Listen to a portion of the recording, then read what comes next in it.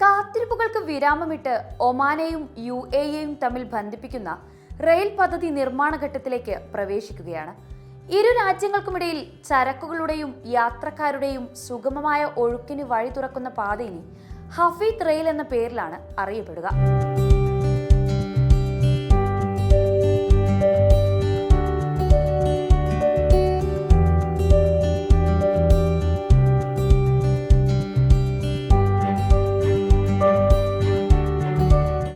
സുൽത്താൻ Haitham bin താരിഖിന്റെ UAE സന്ദർശനത്തോടനുബന്ധിച്ചാണ് നടപടികളിൽ വേഗത കൈവന്നത്.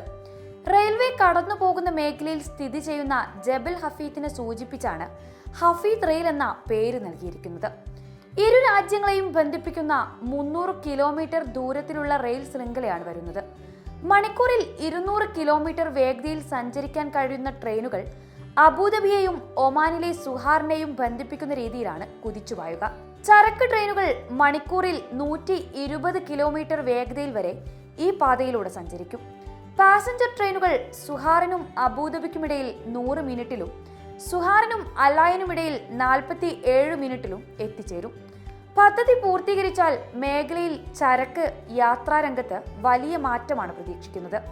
ഇതിലൂടെ വർഷത്തിൽ 225 ദശലക്ഷം ടൺ ബൾക്ക് കാർഗോയും 2,82,000 കണ്ടെയ്നറുകളും എത്തിക്കാനാവുമെന്നും വിലയിരുത്തപ്പെടുന്നു. റെയിൽവേ പാത വരുന്നത് ഇരു രാജ്യങ്ങളും തമ്മിലെ വിനോദസഞ്ചാര സാധ്യതകളും വർദ്ധിപ്പിക്കും. മേഖലയിലെ വിദേശ നിക്ഷേപം വർദ്ധിപ്പിക്കാനും ഇത് ഉപകാരപ്പെടുമെന്നാണ് വിലയിരുത്തപ്പെടുന്നത്.